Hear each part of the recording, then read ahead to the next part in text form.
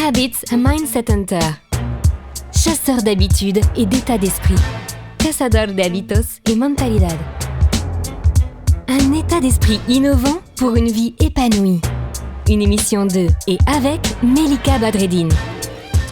Bonjour les chasseurs d'habitudes, comment ça va ? Alors aujourd'hui est un épisode spécial, c'est un épisode 0. Si vous ne me connaissez pas encore, il est temps que je me présente en bonne et due forme dans ce premier épisode.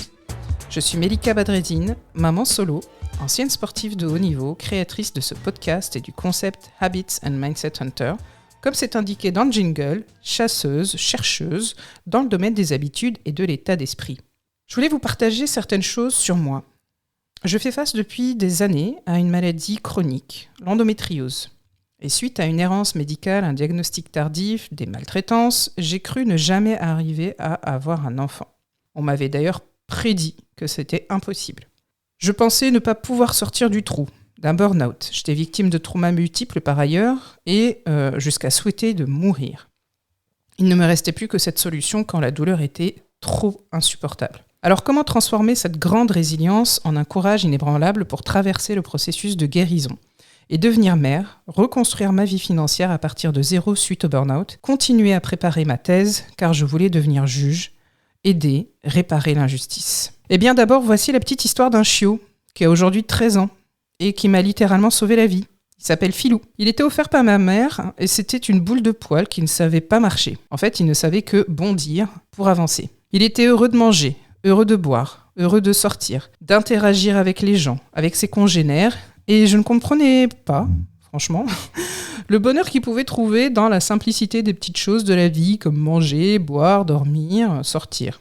Dans un instinct de survie, je me suis remise au sport, au yoga, à différentes thérapies.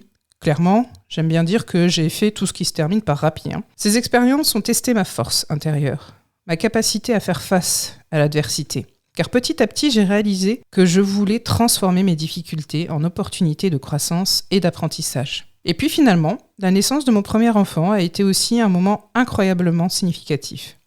Évidemment, je crevais de trouille. J'ai découvert l'amour inconditionnel et la responsabilité de devenir parent, cette force sans limite qui fiche autant la trouille que ça rend heureux.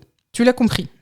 À un moment donné, j'ai pris la décision de ne pas laisser mes expériences passées me définir, mais plutôt de les utiliser comme des tremplins vers un avenir meilleur. J'ai décidé de me réinventer, de suivre ma passion, de partager mes histoires et connaissances avec les autres. Aujourd'hui, après un long cheminement thérapeutique qui continue encore, je suis coach professionnel certifié et thérapeute spécialisé dans le lien entre la maladie, la douleur chronique et le trauma. J'utilise tous les jours des outils de croissance personnelle pour clarifier mes objectifs, reconnaître mon pouvoir et vivre plus sereinement dans mon quotidien grâce à la mise en place d'habitudes gagnantes dans ma vie. Ça y est, le mot est lâché, les habitudes. Mais c'est quoi, bon sang ? Une habitude, c'est une action répétée qui est rythmée et stable pour faciliter l'effort. Plus on le fait, plus ça devient un super pouvoir. Alors que tu sois un dirigeant en souffrance, un salarié en quête de sens, de reconnaissance, ou même un entrepreneur qui cherche des challenges à sa hauteur, je te révèle dans ce podcast le plus grand des paradoxes qui concerne l'introduction d'un rituel réussi dans ta vie pour prendre conscience des vertus des habitudes. Eh bien, ça répond à un besoin, une demande du corps, du cerveau, pour avoir un état d'esprit innovant. Prends du temps pour toi. Profite pour adopter dès maintenant les meilleures habitudes qui te correspondent. Et pourquoi pas adopter un chien ou un chat au passage. Pour finir, je voudrais te partager une citation qui m'accompagne un petit peu tous les jours, celle du Dalai Lama. Sème un acte, tu récolteras une habitude. Sème une habitude, tu récolteras un caractère.